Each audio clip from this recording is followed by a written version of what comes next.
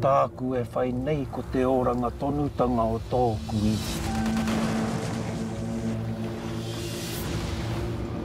Ko tahi tonu te otima. Ai, hikaka ana toku ngā kau ki te inga hunga Māori. Ai, ko tai mai ki tēnei kaupapa, ka whawhai tonu. Tara, ai, e just pai ki te tautokotanga o ngā hunga katoa no wiwi wāwa no Aotearoa. Koera noi ai, hikaka. E kōrero ana koe, ko tētahi ua tanga kei roto i te kiriata, kei roto i o mahi mo te kiriata ko te huri i te reo Pākehā. Me ērā mea katoa, hea hai! Nā te mai te wai paku ana i noho i te tau toku nana. Ara i kōrero Māori ki o inga wā katoa, ara ko te reo Māori toku reo tuatahi. Ara no reira i kaore i ako i te reo Pākehā tainua ki te ono tau pēr. Ara e ua rawa mōku ki te kōrero Pākehā i etai wā. Ara ia wā ka kōrero Pākehā i etai wā ka huri au ki te reo Māori. Ara tētai anga hunga Pākehā ki te moe o ki oku kōrero engari ai. Te reo Māori te mea tuatahi ne. Kia ora. Āna, nā reira kei te kite te katoa, te ao whānui ki ngā kiriata e puta ana kei roto i ngā reo Māori katoa, ki te reo Māori katoa.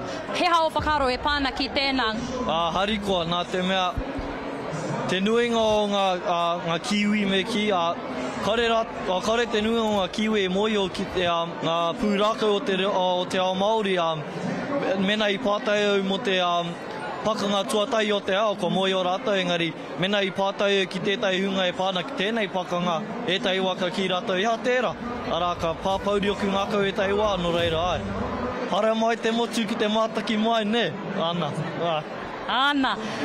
Ka whawhai tonu, koe nā te kōrero e puta ana te rangatira Rewi Maniapoto i taua wā, i te wā o te pakanga.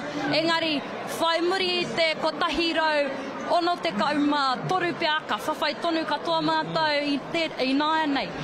Iaha o wawata, e pāna ki tō mātou whawhai mō enei mea katoa. Whāpauri, nā te mea, me aukati te whawhai ne, kia ora ai te reo mō ake tonu atu. Ai, koera noi wei, kia whāpauri. Koera. Ana. E koa e tunga ne tēnā koe meo whakaro ki a mātou i tēnei wā. Rami. Kia ora.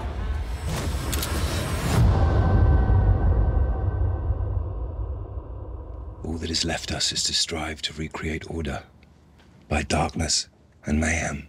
What if we are the mayhem? The darkness?